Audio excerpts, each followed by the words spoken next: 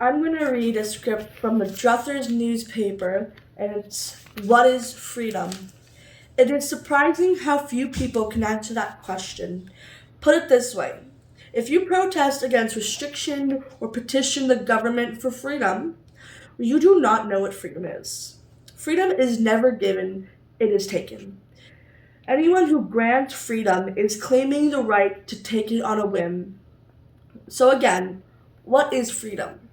Freedom is knowing and exercising your natural and unalienable right to free will and informed, not tricked, coerced, or presumed, consent, and your natural and unalienable right to deny consent in all matters. In short, it is the right to make choices. Freedom means rights, whether they are written in law or not, but it also means responsibilities, and included among those is accepting the consequences of poor choices and acknowledging the rights of others to free will and freedom of choice. No legislation, including so called emergency legislation, gives anyone the right to take away others' free will and freedom of choice, period.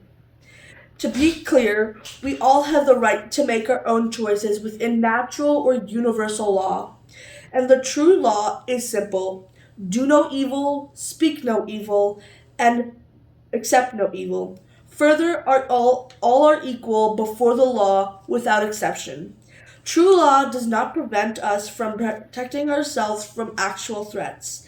But an invisible enemy that cannot be proved to exist is not an actual threat. It is it's a fear promotion campaign designed to con us into giving up our rights and freedoms. Nor does the true law prevent us from taking back our freedom. What does taking it back mean? To be truly free, we have to be willing to give up anything and anyone that prevents our freedom.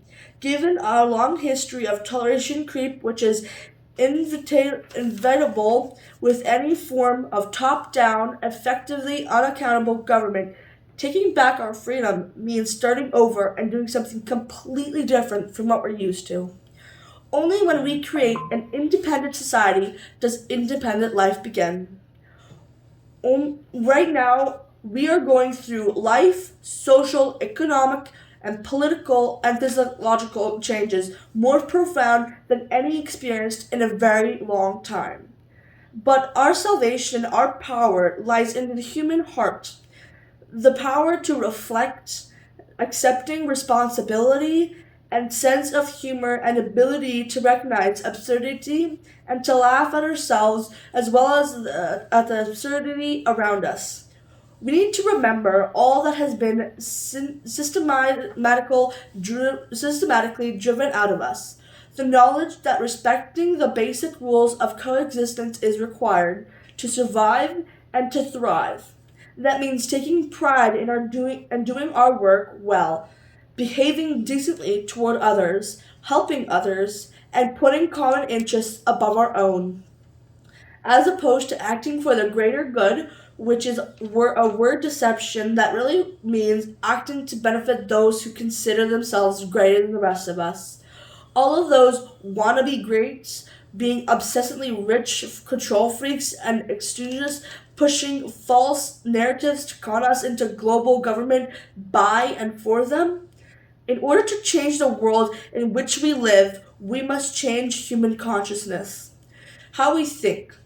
That includes setting our egos and all we think we know aside, learning the truths, including real history, that are being suppressed by the elites, examining their propaganda and recognizing the lies, being willing to abandon all we have known to start afresh and create a society dedicated to life of war, theft, slavery, and death. It will not be easy to start, but the path to freedom gets easier while the seduction of apparently easy roads leads to nowhere that is truly hell on earth. Make no mistake, the old normal is exactly what led to where we are now. The old normal is in an enslaved new normal. We are being told to accept for the good of those who consider themselves greater. The shortages we are experiencing are not caused by descendants, meaning all who lack think for themselves, see through the con, and refuse to knuckle under.